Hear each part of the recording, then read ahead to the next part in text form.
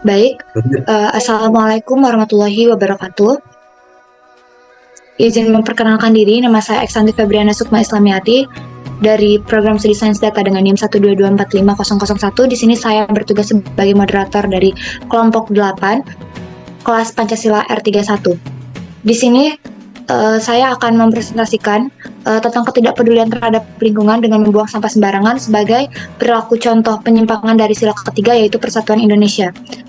Di sini tentunya saya tidak sendiri, melainkan saya bersama rekan-rekan saya, yaitu ada Muhammad Faras Taufik dengan NIM 121220096, ada Nada Nazira Ayasha Kamal dengan NIM 121430080, ada Muhammad Ari Syarifuddin dengan NIM 122170080, ada Yaya Muhammad dengan NIM 122170134, dan Ferry Lestari dengan NIM 122100026.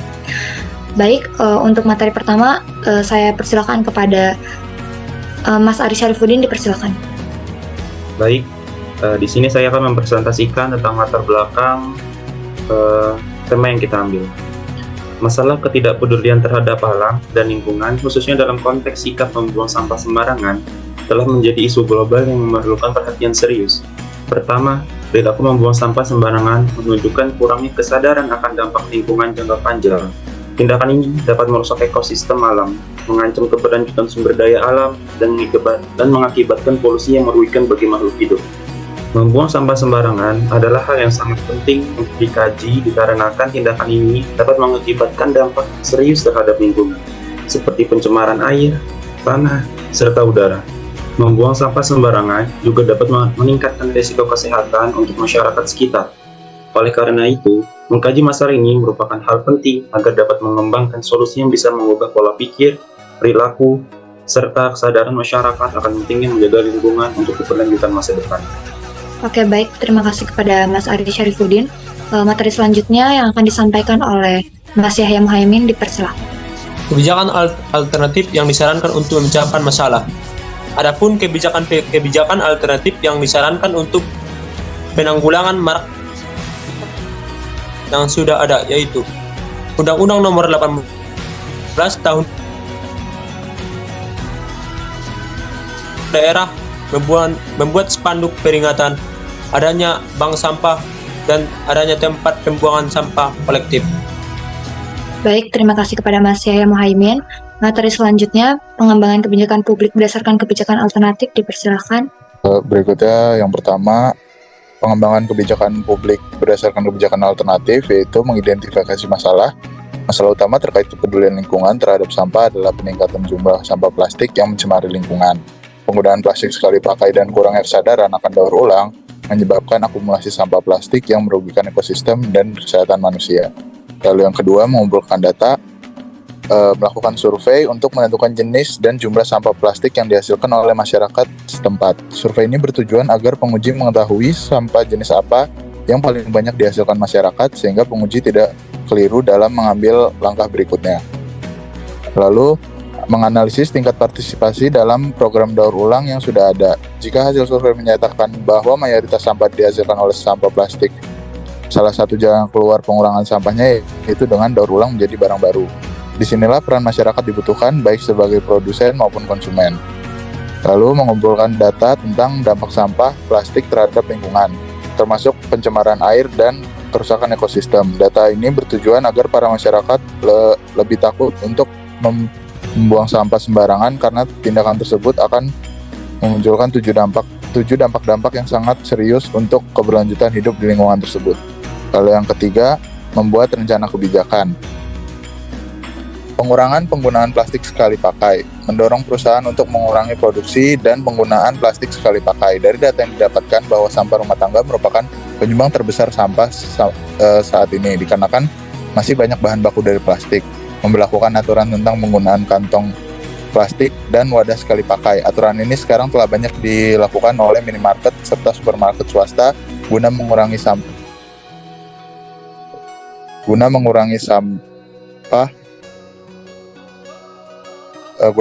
plastik. Lalu yang B, meningkatkan program daur ulang, menyusun kampanye edukasi untuk meningkatkan kesadaran masyarakat tentang pentingnya daur ulang melalui kampanye daur ulang sampah kepada masyarakat secara persuasif, sehingga meningkatkan Kesadaran masyarakat dalam mengurangi pencemaran sampah di lingkungan kami diharapkan mampu mengurangi jumlah sampah plastik dan meningkatkan pemasukan daerah tersebut yang berasal dari hasil penjualan barang daur ulang. Lalu yang ketiga, yang C, mendukung inisiatif lingkungan, yaitu memberikan insentif pada bisnis yang mengadopsi praktik ramah lingkungan.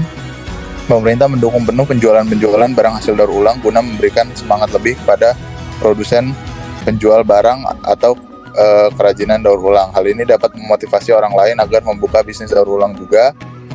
Mengembangkan program insentif bagi masyarakat yang aktif berpartisipasi dalam kegiatan daur ulang, dan menegakkan dan menunjang peraturan, memastikan penerapan aturan terkait penggunaan plastik dan pengelolaan sampah, mengingatkan sesama teman atau orang lain jika membuang sampah sembarangan, merekomendasikan penggunaan plastik sekali pakai, dan mengurangi penggunaan plastik yang berlebihan. Baik, terima kasih kepada Mas Muhammad Faras. Selanjutnya, materinya akan disampaikan oleh Mbak Ferry Lestari, dipersilakan. Berdasarkan permasalahan yang telah dibahas pada bab sebelumnya, perlu kiranya ada suatu upaya dan tindakan yang dilakukan untuk mengatasi permasalahan tersebut. Dalam merencanakan tindakan untuk mengatasi sikap ketidakpedulian akan lingkungan, yaitu kebiasaan masyarakat membuang sampah sembarangan, memerlukan pendekatan yang komprehensif atau menyeluruh pada segala sisi.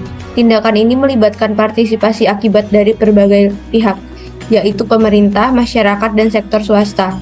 Berikut adalah beberapa rencana tindakan yang dapat dilakukan untuk mengatasi permasalahan tersebut. Yang pertama, tindakan dari sisi pendidikan formal. Pembelajaran di sekolah dan perguruan tinggi memiliki peran yang sangat penting dalam membentuk kepedulian terhadap lingkungan, termasuk kebiasaan membuang sampah dengan benar, pemahaman pengelolaan sampah, dan tempat terhadap lingkungan. Pembelajaran di sekolah dapat berdampak pada kebiasaan siswa dalam membuang sampah dan kepedulian mereka terhadap lingkungan alam. Yang B, kesadaran masyarakat. Tindakan yang perlu dilakukan untuk memunculkan kesadaran pada masyarakat dapat berupa kampanye atau penyuluhan tentang kebiasaan membuang sampah terhadap kondisi lingkungan akan meningkatkan kesadaran masyarakat tentang dampak negatif dari membuang sampah sembarangan. Yang C, peraturan dan hukum. Tindakan yang harus dilakukan adalah pemberlakuan aturan yang ketat terkait dengan pembuangan sampah dengan sanksi yang jelas untuk pelanggaran. Yang D, pengelolaan sampah dengan efisien. Pengembangan sistem pengelolaan sampah yang efisien termasuk program pengelolaan sampah daur ulang dan pengolahan sampah organik. Yang E, promosi penggunaan barang ramah lingkungan. Mendorong penggunaan kantong belanja reusable dan pengurangan penggunaan produk sekali pakai. Yang F, partisipasi masyarakat. Tindakan yang perlu diambil adalah menggalakkan partisipasi aktif masyarakat dalam kegiatan pembersihan lingkungan dan program gotong royong. Baik, terima kasih kepada Mbak Ferry. Untuk poin selanjutnya mungkin akan disampaikan oleh Mbak Nada, dipersilakan. Baik, terima kasih kesempatannya moderator. Di sini saya akan melanjutkan masih pengembangan tindakan, rencana tindakan, yaitu teknologi inovatif. Jadi kita perlu penerapan teknologi canggih seperti sensor pintar untuk pemantauan dan pengelolaan sampah, dan ini bisa mengurangi dampak buruk dari membuang sampah tidak pada tempatnya tadi. Dan kemudian ada kemitraan dan kolaborasi antar pemerintah, sektor swasta, dan organisasi non-pemerintah. Ini sangat perlu untuk merancang dan melaksanakan program pengelolaan sampah. Boleh next? Nah, selanjutnya ada sanksi ekonomi dan insentif. Jadi ini termasuk hal yang sangat penting, yaitu dengan memberikan insentif ekonomi bagi perusahaan yang menerapkan praktik pengelolaan sampah yang berkelanjutan. Jadi bagi perusahaan-perusahaan tertentu bisa mendapatkan insentif ekonomi, dan juga bisa ditetapkan sanksi ekonomi untuk perusahaan atau individu yang melanggar aturan pembuangan sampah. Dan ada penggunaan teknologi, tindakan yang dilakukan dapat berupa penggunaan media sosial dan teknologi informasi untuk menyebarkan informasi mengenai pengelolaan sampah dan dampaknya. Boleh next? Selanjutnya ada tindakan melalui organisasi atau gerakan PKK. Nah, jadi salah satu tujuan dari gerakan PKK adalah memberdayakan keluarga sehingga dapat meningkatkan kesejahteraan keluarga dalam lingkup khusus dan masyarakat dalam lingkup yang lebih luas. Jadi dalam lingkup yang lebih luas, salah satunya dalam lingkup lingkungan termasuk masalah pembuangan sampah tidak pada tempatnya atau kebiasaan membuang sampah sembarangan. Ini bisa diatasi dari sosialisasi di organisasi atau gerakan PKK. Dan kemudian ada pemantauan dan evaluasi. Tindakan yang perlu dilakukan oleh pemerintah atau pemangku kebijakan di daerah adalah membentuk lembaga yang dapat melakukan pemantauan independen untuk menilai efektivitas kebijakan dan program pengelolaan sampah. Jadi program-program yang dibuat dievaluasi kembali apakah bisa memberikan dampak yang baik terhadap pengelolaan sampah. Boleh di next? Artinya dari saya sudah cukup, saya kembalikan kepada moderator.